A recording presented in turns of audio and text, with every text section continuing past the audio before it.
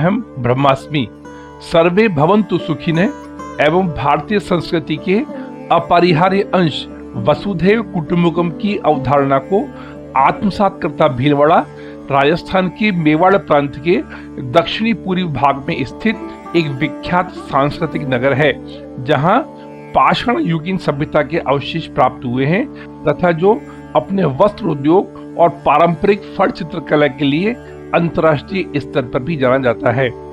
आज की प्रस्तुति में हम विश्व वसुधा में भीलवाड़ा की पावन धरा पर सनातन धर्म की आभा बिखेरते इकलौते अति चमत्कारी दिव्य देव स्थान श्री बाबाधाम की अलौकिकता की व्याख्या करने हेतु उपस्थित हुए हैं, जहां किसी भी प्रकार का चढ़ावा, दान और यहां तक कि आरती में भी धनराशि अर्पित करना सर्वदा वर्जित है।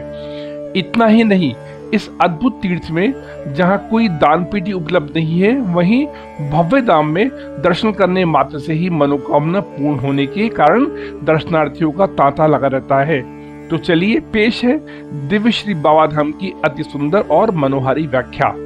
बंधुजनों, शहर के श्याम नगर में स्थित 3 मंदिरों का समूह दिव्य श्री बाबाधाम श्री शिव साई मंदिर के नाम से प्रतिष्ठित एकमात्र ऐसा विख्यात देव स्थान है, जहां आकांक्षा का एक लच्छा बांधने से ही मनोकामनाएं पूर्ण होती हैं और पूजा के निमित्त किसी भी प्रकार का चढ़ावा, फूल, प्रसाद, अगरबत्ती, नारियल आदि अर्पित नहीं किया जाता है।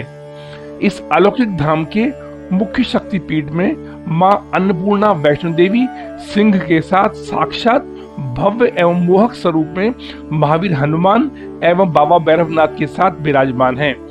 माता के विग्रह के दर्शन करने पर ऐसा प्रतीत होता है मानो मां आपकी ओर देख रही है और आशीर्वाद प्रदान कर रही हैं। इतना ही नहीं, शक्तिपीठ में मां वैष्णो देवी से लाई गई अखंड ज्योत गाय के शुद्ध घी से दैदीप्यमान है, जिसके सच्चे मन से दर्शन मात्र से ही वांछित कामनाएं पूर्ण होती हैं। इस विलक्षण शक्तिपीठ की ऐसी मान्यता है कि जो भी भक्त पूर्ण श्रद्धा और विश्वास के साथ मंदिर प्रांगण में मां के चरणों में बैठकर माता से गुहार लगाता है, मां उसकी मनोकामनाएं अवश्य पूरी करती हैं। दिव्य धाम के मुख्य द्वार के बाईं तरफ मंचापूर्ण मैया त्रिशूल के रूप में विराजमान है। इस अद्भुत तीर्थ के तीनों प्रधान मंदिरों के विग्रहों के चरणों को स्पर्श करते हुए सप्त धातु के तार आकर मैया के त्रिशूल को स्पर्श करते हैं। अतः त्रिशूल को छूने से 5 विग्रहों के चरण स्पर्श करने का फल प्राप्त होता है। यहाँ दर्शनार्थियों के द्वारा मंचापूर्ण त्रिशूल की प्रदक्षिणा कर मनोकामना स्वरूप मौली भी बांधी जाती है।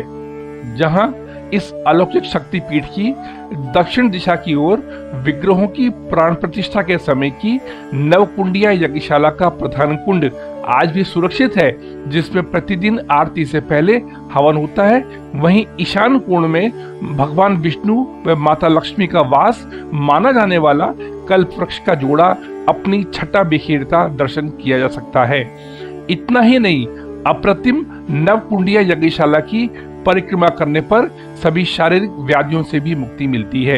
इस देव स्थान में ऐसा प्रथम शिवलिंग प्रतिष्ठित है, जिसमें जगतजननी माता पार्वती, जन जन के आराध्य भोलेनाथ शिव एवं गजानन गणपति के दर्शन लाभ एक साथ किए जा सकते हैं। ऐसी मान्यता है कि जो भी भक्त प्रत्येक गुरुवार को 1 मुट्ठी चने की दाल, जो मंदिर मंडल द्वारा निःशुल्क मुहैया कराई जाती है, शिवलिंग पर अर्पित करता है, उसे सभी प्रकार के ऋणों से मुक्ति मिलती है।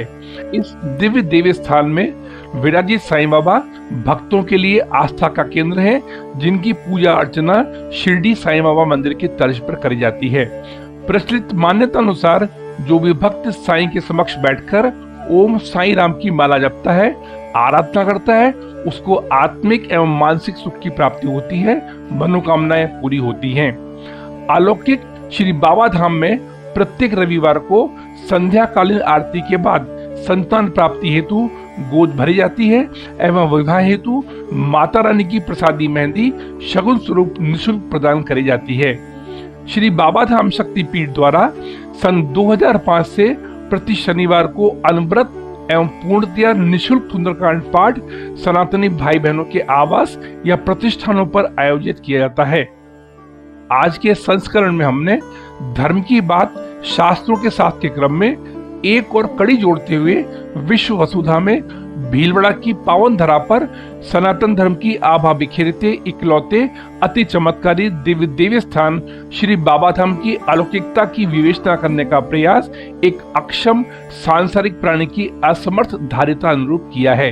यद्यपि हमने हर संभव सतर्कता पूर्वक व्याख्या करने का प्रयास किया है, फिर भी अगर भूल रही हो तो हम माता वैष्णो देवी के श्री चरणों में सादर नमन और क्षमा के साथ अपनी वाणी को विराम देने के लिए क्षमा प्रार्थी हैं। अतः आगामी सत्र में मिलने की जिज्ञासा के साथ वीडियो के अंत तक बने रहने हेतु हम आपका धन्यवाद करते हुए आशा करते हैं कि आज का सत्र भी सदा की तरह आपको पसंद आया है। फलतः हमारे प्रयासों के प्रोत्साहन स्वरूप चैनल को सब्सक्राइब करें एवं कमेंट बॉक्स में ओम श्री वैष्णवी नमः अवश्य लिखकर सनातन धर्म को पुष्ट करने की दिशा में अपना योगदान प्रदान कर कृतार्थ करें। ओम श्री वैष्णवी नमः। धन्यवाद।